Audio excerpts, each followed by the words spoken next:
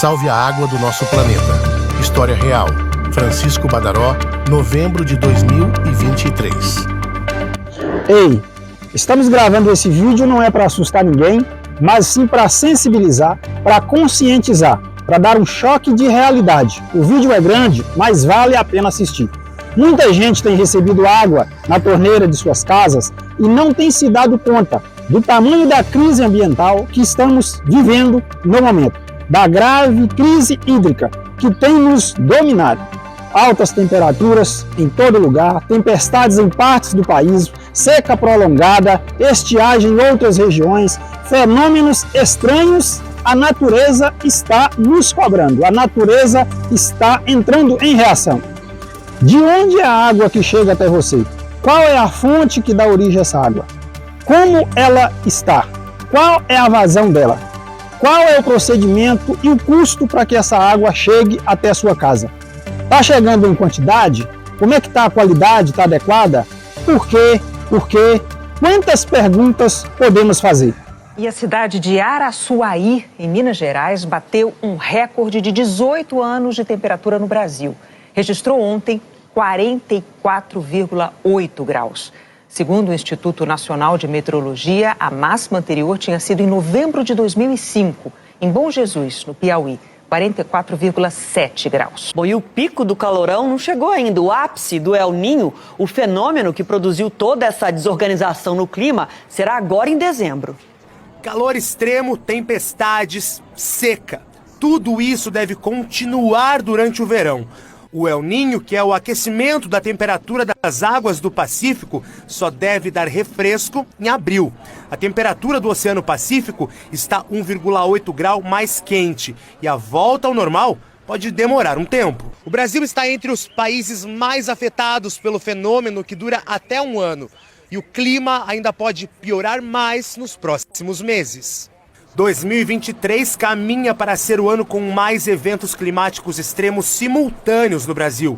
Também deve ser o mais quente dos últimos 125 mil anos, segundo a Organização Mundial de Meteorologia. Eventos de chuva intensa no sul do Brasil vão estar acontecendo. E ao mesmo tempo a gente tem uma outra preocupação, que é com a irregularidade da chuva nas outras regiões.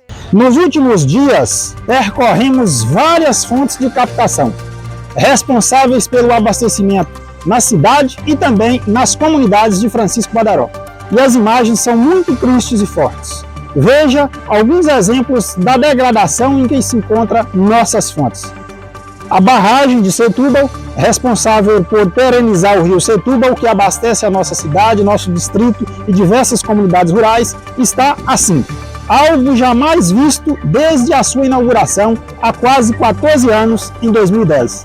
Capacidade em nível baixo que assusta quem vê quanto tempo ela aguentará. E se ela secar? Quais as consequências e alternativas de abastecimento para a grande população beneficiária e dependente dessa água?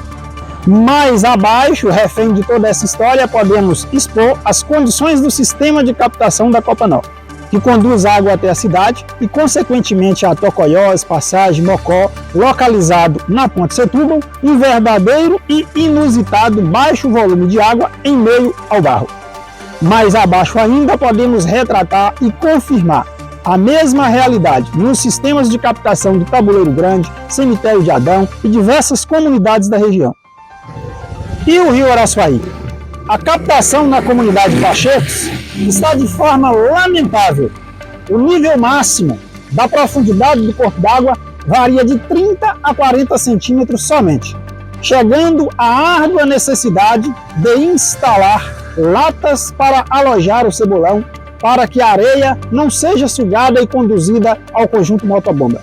É possível atravessar o rio sem que a água atinja os joelhos, e com uma imensa área de pedras à vista que mudou toda a paisagem.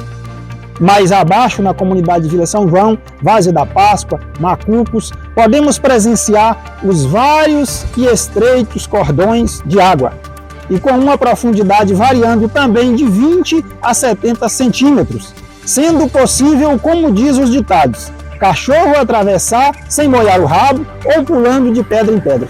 E o que mais entristece é o comportamento do ser humano, que mesmo vendo a situação piorar de tempo em tempo, não acreditam que essas fontes podem secar e continua a utilizar, explorar de forma inconsciente, irracional, abusiva e desrespeitosa. Eu que quando ainda era criança, escutava dos mais velhos da época: menino, você ainda vai ver esse rio de poço em poço. Hoje percebemos que essa realidade não está distante. Para completar a reflexão e o entendimento, tivemos um período crítico logo no início do ano, em março, e de forma agraciada veio em abril as chuvas que evitou que o desastre fosse ainda maior. A partir daí, quase 8 meses, o tempo mudou e as consequências só aumentaram. Elevação constante da temperatura, com consequente aumento do consumo de água, aumento do consumo de energia, e o período de funcionamento dos equipamentos e dos sistemas de abastecimento de água. Tudo isso tem trazido drásticos e preocupantes transtornos, frequentes queima de bombas, quadro de comando, curtos-circuitos em instalações elétricas, entupimento de redes e poços artesianos, diminuição geral do volume e vazão da água nas fontes, maior acionamento do caminhão-pipa. Com mais de 40 pontos de atendimentos, com rede de água encanada, somente nos últimos dias os danos foram constatados em Ribeirão de Areia, São João de Cima, Jacu, Várzea Comprida, Cruzeiro, Várzea da Páscoa, Tabuleiro Grande, Empoeira, Lagoinha, Chapada de Zabelê, Cabeceira de Zabelê, Fazenda Pachecos, Barreiros, Várzea Fernandes e Córrego Seco. Um prejuízo e custo exuberante com manutenção, equipamentos e mão de obra. Uma equipe que tem dado pulos para socorrer e amenizar as dificuldades. De janeiro a novembro, em menos de 11 meses, os caminhões-pipas tiveram que transportar um volume de 6.972.000 litros de água às famílias do meio rural, em 576 viagens. Para completar, em menos de um ano, um consumo altíssimo de energia, equivalente a mais de 300 mil, para alimentar os sistemas de abastecimento nas comunidades rurais.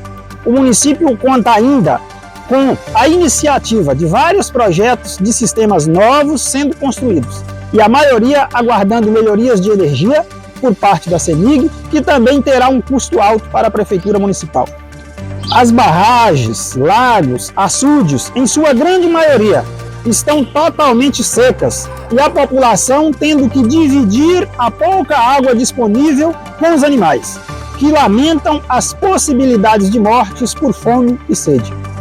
Mediante deliberação do CMDRS, já foi realizada limpeza em quase 200 barragens no setor que está sendo programado para atendimento no corrente ano. Por último, queremos mais uma vez ir além de um pedido, fazer um apelo a toda a população. Pense, repense, tome a iniciativa de agir de forma minimamente humanitária, consciente, responsável, sustentável, antes que tudo se torne insustentável e irreversível, por você, pelos seus filhos, netos, pelo próximo e principalmente pelas gerações futuras. Respeite o meio ambiente e ajude-nos a salvar a água do nosso planeta.